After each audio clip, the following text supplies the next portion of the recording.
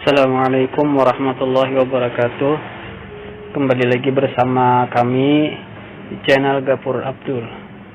Kali ini kami akan membahas soal SKB pedagogik. Ya, langsung saja kita masuk ke materi. Nomor 1. Berikut ini yang bukan langkah pelaksanaan remedial, yaitu A. Pemberian belajar ulang, B. Pemberian bimbingan secara khusus, C. Pemanfaatan tutor teman sebaya, D. Menjadikan siswa sebagai tutor sebaya, E. Pemberian tugas latihan secara khusus. Nah, jadi sini yang ditanyakan yang bukan langkah pelaksanaan remedial. Ya, apa teman-teman jawabannya? Ya, jawabannya adalah D, ya, menjadikan siswa sebagai tutor sebaya, yang bukan, ya. Berarti langkah pelaksanaan remedial itu diantaranya pemberian belajar ulang, termasuk pemberian bimbingan secara khusus, termasuk pemanfaatan tutor teman sebaya, itu termasuk, dan pemberian tugas latihan secara khusus.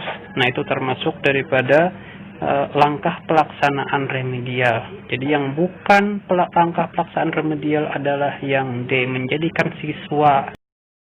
Ya, nomor 2. Penilaian adalah penafsiran, hasil pengukuran, dan penentuan pencapaian hasil belajar.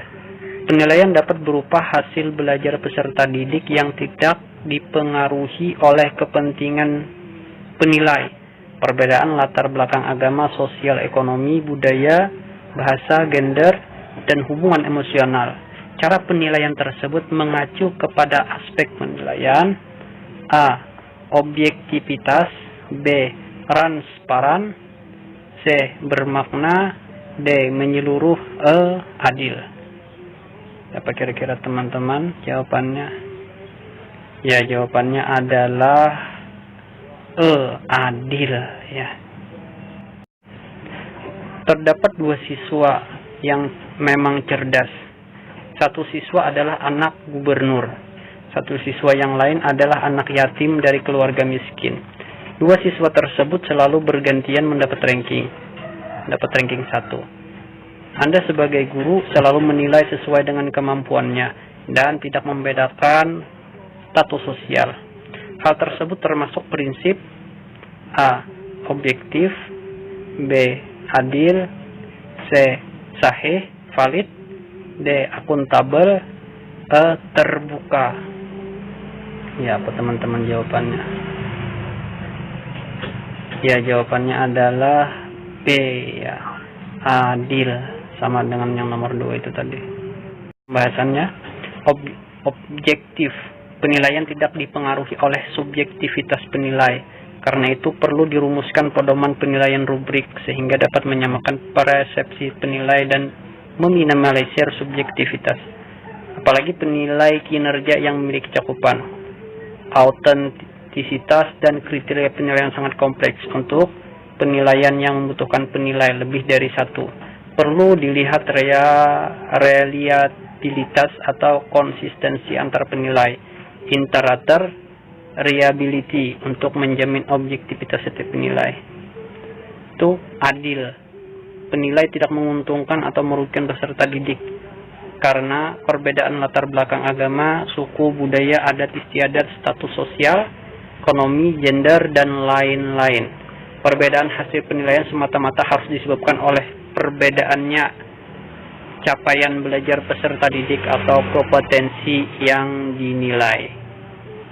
Nomor 4. Penyusunan prota. 1. Mengidentifikasi jumlah kompetensi dasar dan indikator dalam 1 tahun. 2. Mengidentifikasi keluasan dan kedalaman kompetensi dasar dan indikator. 3. Melakukan pemetaan kompetensi dasar untuk setiap semester. 4. Menentukan alokasi waktu tiap kompetensi dasar dengan memperhatikan minggu efektif. Urutan yang sesuai dalam penyusunan prota di atas adalah A. 1, 3, 4, 2, B. 1, 4, 3, 2, yang C. 4, 3, 2, 1, yang D. 1, 2, 3, 4, yang E. 4, 2, 1, 3. Ya, teman-teman, jawabannya. Jawabannya adalah D ya, teman-teman. Jadi urutannya itu 1, mengidentifikasi jumlah kompetensi dasar dan indikator. Ya, itu. Yang kedua, mengidentifikasi keluasan dalam kompetensi dasar. Yang ketiga, melakukan pemetaan kompetensi dasar setiap semester. Yang keempat, menentukan alokasi waktu tiap kompetensi dasar dan memperhatikan minggu efektif. Jadi yang benar jawabannya adalah D ya, teman-teman. Nah, ini kemarin waktu saya ikut tes itu keluar soal seperti ini. 5. Identitas KI, KD, indikator, tujuan pembelajaran, materi pokok, metode, media, sumber belajar, langkah-langkah penilaian merupakan komponen A. Silabus, B. RPP, C. Prota, D. Prosem, E. Kaldik. Jadi apa, teman-teman, jawabannya? Identitas, KI, KD, indikator, tujuan pembelajaran, materi pokok, metode, media, sumber belajar, langkah-langkah penilaian. Ya, jawabannya adalah B ya. Jadi itu termasuk daripada komponen RPP. Nah, kemarin itu komponen-komponen RPP ini juga keluar waktu saya tes tanggal 3 September 2020 ya.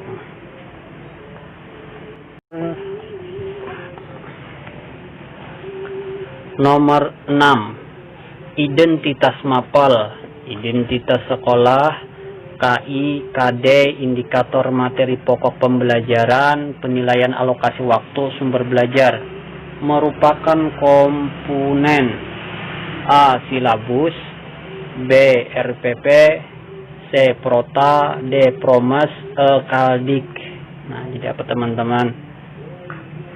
Identitas mapel, identitas sekolah, KI, KD, indikator materi pembelajaran, penilaian alokasi waktu, sumber belajar.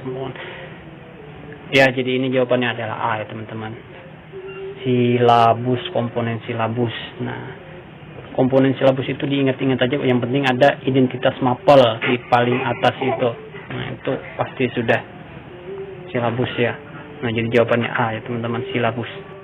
Nomor 7. Kriteria atau acuan atau pedoman dasar dalam menentukan pencapaian minimal hasil belajar peserta didik dinamakan. Ya, apa, teman-teman? A. Standar kompetensi lulusan SKL. B. Standar batas minimum kelulusan. C. Ambang batas minimum lulus. D. Nilai ketuntasan minimal. E. Kriteria ketuntasan minimal. Ya, jawabannya adalah yang ya, ini jelas ya, teman-teman, lihat dari huruf awalnya aja, KKM ya, kriteria ketuntasan minimal ya. Jadi jawabannya adalah yang ya, teman-teman ya.